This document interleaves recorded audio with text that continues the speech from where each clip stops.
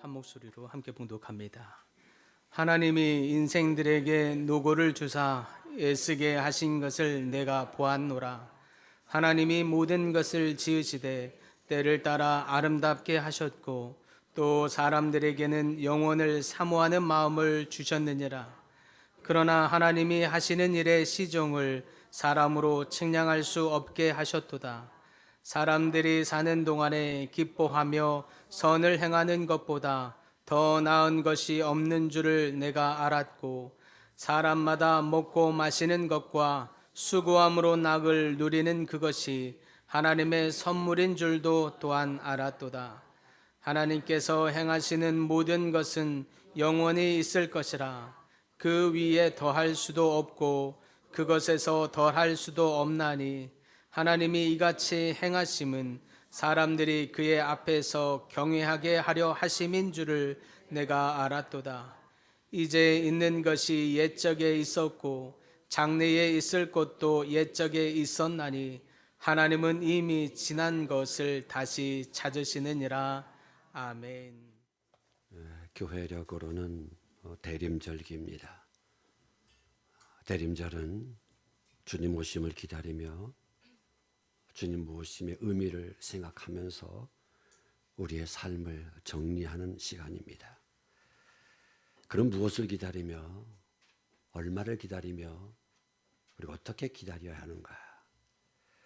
그저 비온 후에 무지개를 쳐다보는 것처럼 무한히 미래적인 것이 아니라 약속을 믿었으면 성취를 믿어야 하고, 이 약속과 성취가 함께 있어야 비로소 대림 신앙인, 기다리는 신앙인이 되는 것입니다. 여러분, 신앙의 최고봉이 무엇이라고 생각을 하십니까? 따지고 또 따져봐도 역시 기다림입니다. 연단 중에 마지막 연단도 결국에는 기다림입니다. 인생의 성패도 기다림에 따라 좌우된다고 볼 수가 있습니다. 인생은 출발부터 기다림으로 출발합니다. 산모가 새 생명을 잉태하여 10달을 기다림으로 채워야 출산의 기쁨을 맛볼 수가 있습니다. 만일에 새 생명이 10달의 기다림을 다 채우지 못하게 되면 조산하게 되어지고, 조산하면 미숙아로 분리되어서 인큐베이터 안에 남은 기다림을 채워야 합니다. 여러분, 찬란한 새벽도 길고 긴 밤중을 기다려야 찾아오고, 새파란 봄도 매서운 겨울을 기다려야 우리 곁에 찾아오는 것입니다. 풍성한 가을의 수확도 지루한 장마와 태풍을 기다려야 열매들도 고개를 숙이는 법입니다. 이러고 보면 인생은 하루하루가 기다림의 연속이라 말할 수 있습니다. 여러분, 신앙생활도 크게 다르지 않습니다. 우리가 기도합니다. 그리고 기도의 응답을 기다립니다. 병낫기를 기다리고, 문제 해결을 기다리고, 믿음의 성숙을 기다립니다. 이렇게 기다림은 곧 삶 자체요, 우리의 삶을 지탱하게 해주는 든든한 버팀목, 역시 기다림입니다. 이제 성탄절이 다가옵니다. 기도하는 여러분들은 어떤 마음으로 성탄절을 준비하며 기다리고 있습니까? 전도서는 솔로몬이 인생의 후배들에게 자신이 깨달은 지혜를 가르쳐주고 있는 신앙의 지혜서가 전도서입니다. 솔로몬이 전도서에서 가르쳐주고 있는 신앙의 지혜, 한마디로 말하면 잘 사는 비결. 그러면 이 잘 사는 비결, 우리 인생, 우리 신앙인들이 어떻게 해야 인생을 잘 살 수 있을까? 성경은 말합니다. 하나님이 모든 것을 지으셨다. 그리고 모든 것이 다 하나님 손 안에 있다. 여러분, 행복이 어디에 있습니까? 만족이 어디에 있습니까? 내 안에 없으면 없는 것입니다. 다른 많은 것을 다 잡았다 할지라도, 많은 것을 다 가졌다 할지라도 내 마음 안에 천국이 이루어지지 않으면 그건 지옥입니다.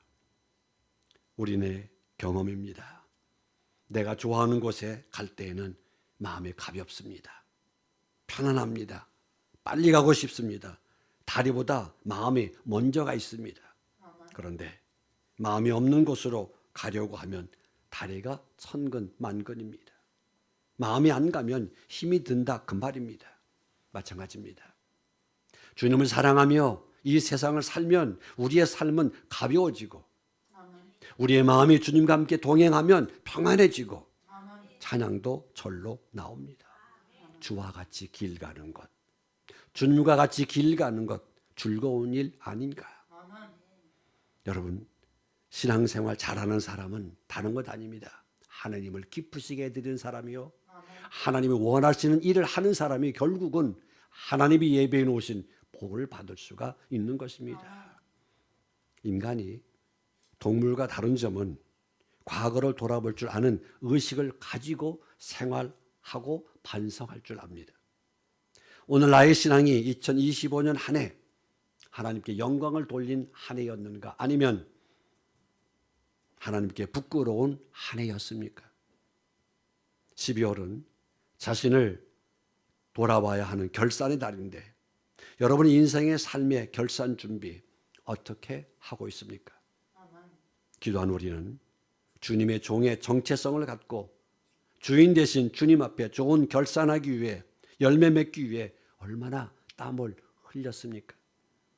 분명한 사실은 이것입니다. 예수님과 가까이 하는 사람이 결국에는 마지막 승자가 된다는 것입니다. 회사나 기업은 연구와 개발을 위한 재투자를 통해서 계속적으로 성장하고 발전합니다. 여러분, 신앙 성장도 마찬가지입니다. 여러분, 신앙 성장은 시간이 지나면 저절로 여러분의 신앙 성장이 영적 성장이 되는 것 아닙니다. 그러니까 신앙의 연수 자랑할 필요는 없습니다. 우리의 땀과 최선 위에 하나님의 은혜가 부어질 때 우리의 신앙은 열매 맺어지는 것입니다. 그런데 오늘 우리는 어떻습니까? 하나님의 허락하신 열매임에도 불구하고 내가 노력해서 맺는 열매로 착각하는 경우가 얼마나 많이 있습니까? 하나님의 축복인데도 불구하고 하나님의 축복임을 알지 못하는, 그러면서 허송세월하는 그런 경우가 얼마나 많이 있습니까? 이런 사람들은 행복하게 살 자격이 없습니다. 정말 행복하게 사는 사람은 작은 행복 하나하나 모으며 살아갑니다. 이것도 감사, 저것도 감사. 그래서 나중에 인생을 돌이켜 볼 때 참 즐거운 인생이었구나, 하나님이 도와주셔서 너무너무 감사해, 이렇게 기억할 수 있는 그 사람이 결국은 행복한 인생이요, 후회 없는 인생을 살 수가 있는 것입니다. 여러분, 작은 것에서 행복을 찾지 않으면 큰 행복 찾을 수가 없을 것입니다. 오늘 본문이 주는 첫 번째 교훈은 11절에 나옵니다. 모든 일에 때가 있다, 이렇게 말씀합니다. 하나님이 모든 것을 지으시되 때를 따라 아름답게 하셨고 때를 따라 아름답게 하셨다. 세번의 성경에 보면 이렇게 번역합니다. 하나님은 모든 것이 제때에 알맞게 일어나도록 만드셨다. 여러분, 시간과 타이밍 대단히 중요합니다. 우리는 시간의 마스터가 아닙니다. 우리들은 하나님의 뜻과 계획에 따른 완벽하신 통제에 따라 살아갑니다. 우리가 우리의 삶을 다 통제할 수 없다, 이 한계를 겸손하게 인정하고 오직 우주 만물과 우리의 삶을 결정하시고 다스리시고 인도하시는 시간의 마스터가 되시는, 역사의 주관자가 되시는 하나님께 우리의 삶을 믿음으로 맡김이 중요하다, 그 말씀입니다. 그런 말이 있습니다. 쇠는 달구어졌을 때 두드려라. 새가 달구어졌을 때 두드리면 단단한 쇠를 가지고도 원하는 모양을 만들 수 있지만, 쇠가 식은 다음에 두드리면 힘은 많이 들어가는데 쇠는 원하는 모양대로 만들어지지 않습니다. 무슨 말입니까? 때에 맞는 행동이 지혜다, 그 말입니다. 전도서에 보면은 인생의 노년기에 자신의 인생을 되돌아보면서 솔로몬이 28가지의 때와 기한이 나오는데 여기에는 반전과 반전의 역사가 반복이 됩니다. 28가지의 때와 기한 중에 긍정적인 것이 14가지, 부정적인 것이 14가지가 나옵니다. 즉 다시 말하면 오르막이 있으면 내리막이 있는 것, 이게 인생이라는 것입니다. 지금 잘 된다고 해서 교만하지 마라. 잘 될 그때에 하나님의 은혜 감사하고 하나님을 높여라. 그리고 지금 좀 어렵다고 해서 낙심하지 말고 하나님 주신 말씀을 통해 소망을 가져보라. 지금 여러분 어려운 점이 무엇입니까?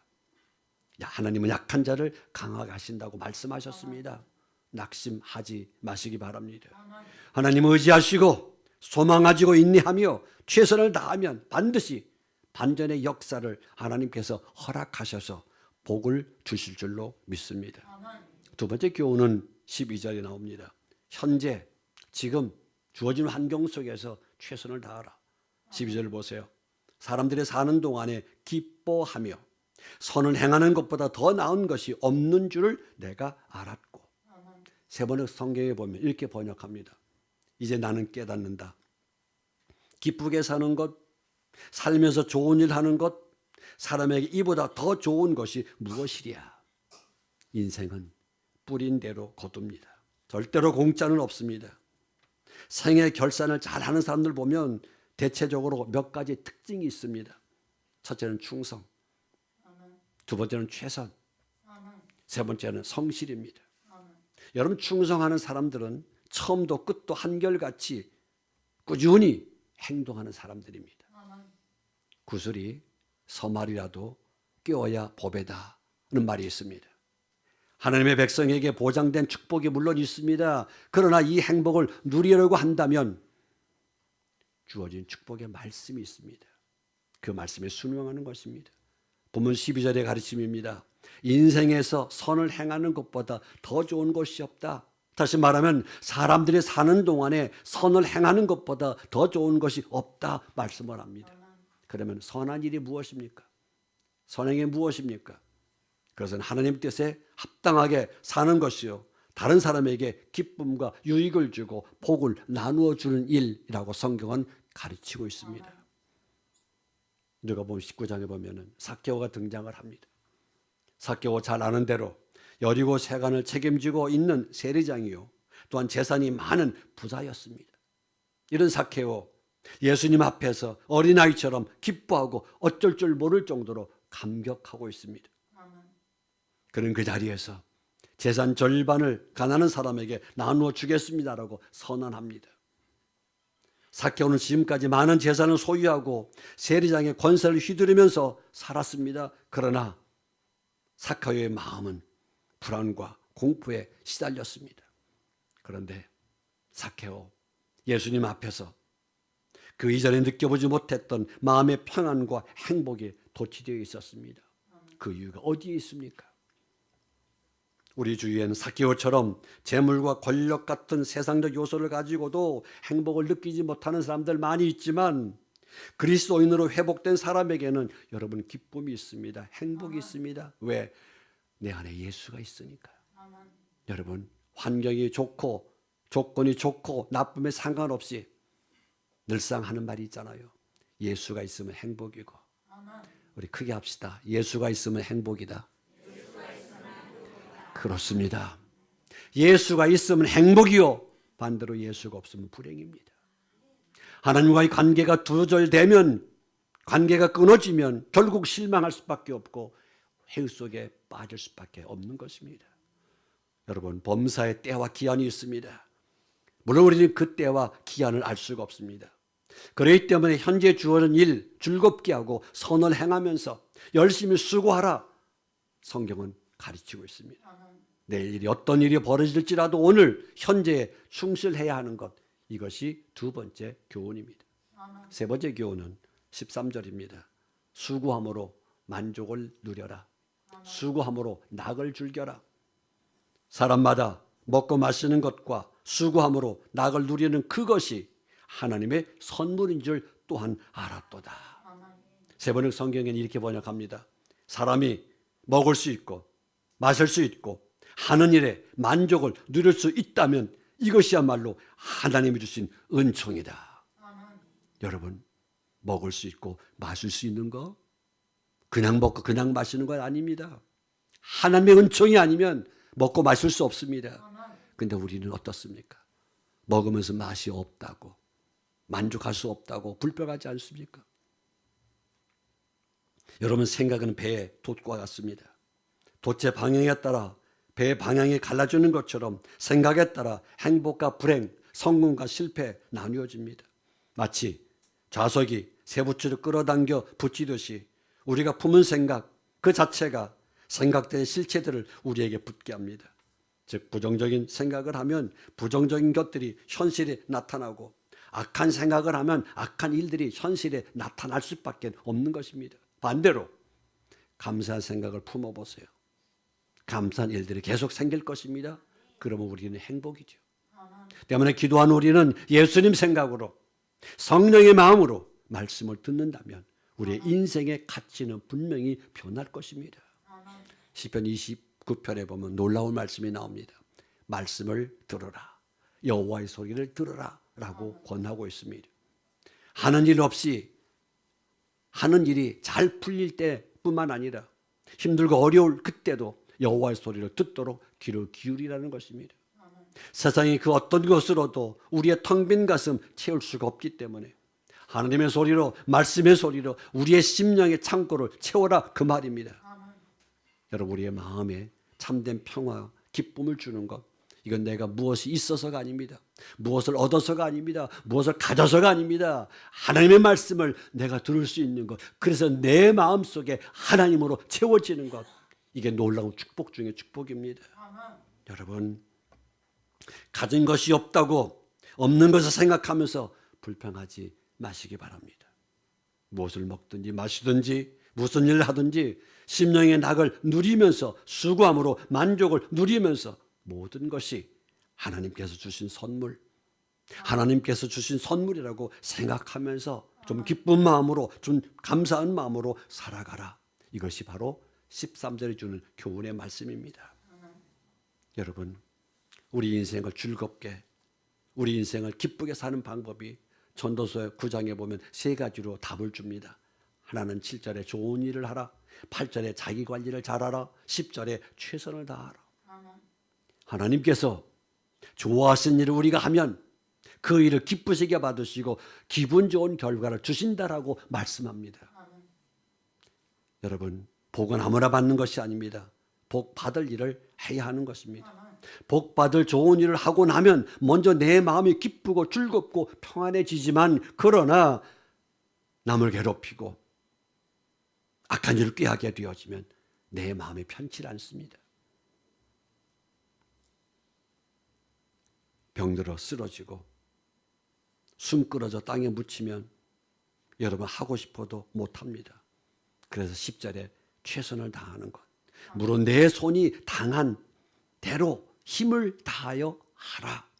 힘을 다하여 하라. 그래도 지금 건강할 때, 그래도 지금 우리가 움직일 수 있을 때, 숨 쉬고 있을 때 최선을 다해서 주님을 기쁘시게 하고 교회 봉사도 열심을 낸다고 한다면 얼마나 좋고 감사한 일이겠습니까? 여러분, 핑계 대지 마시고 바쁘다고 내일로 미루지 않았으면 좋겠습니다. 그래야 즐겁게 예수 믿고 즐겁게 교회 생활하고 즐겁게 인생을 살 수가 있는 것입니다. 그리고 성탄절을 기다리는 대림절기를 보내면서 한 가지 더 말씀을 드리고 싶은 것이 있습니다.